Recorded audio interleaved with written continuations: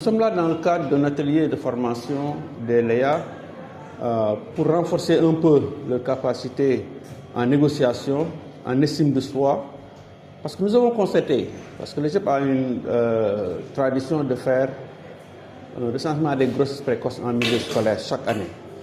Alors, il s'est avéré depuis plus de 2 années que le Ziguinchor est parmi le peloton de tête des établissements qui enregistrent le plus de grossesses précoces en milieu scolaire.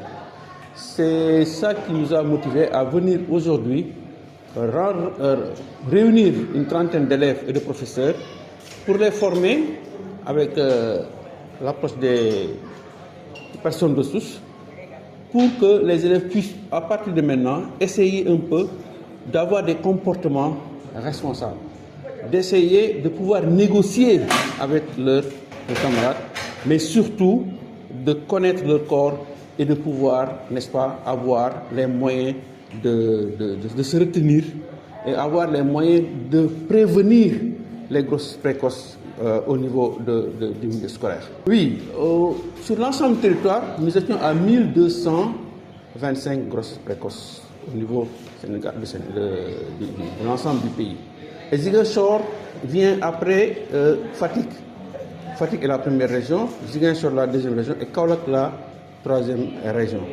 On a enregistré environ une centaine de grossesses précoces au niveau de la région en 2023.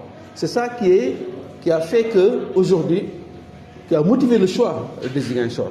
Nous partons du principe qu'une seule grossesse précoce, c'est déjà énorme. Alors si on en arrive à enregistrer 120 grossesses précoces durant l'année 2023, ça veut dire que les choses deviennent graves. Et ça va crescendo. D'où donc l'urgence aujourd'hui de pouvoir former ces jeunes à pouvoir, n'est-ce pas, avoir les moyens, n'est-ce pas, de négociation comme nous l'avons dit, mais surtout de connaître mieux leur corps pour pouvoir, n'est-ce pas, prévenir ces grossesses qui deviennent de plus en plus prégnantes dans la région de Ziguinchor. Ce sont les parents ou la famille qui est la première source de sensibilisation de l'élève. Parce que ce sont eux qui passent tout ce temps avec leurs enfants. C'est pourquoi nous avons mis en place ce qu'on appelle rencontre avec les parents pour pouvoir informer, sensibiliser les parents pour qu'ils puissent, n'est-ce pas, instaurer un dialogue au niveau de la famille, n'est-ce pas, pour que les élèves puissent avoir certains éléments d'information avant de venir à l'école. Deuxième niveau d'information, c'est la communauté. Nous avons donc des structures communautaires comme les badines, etc.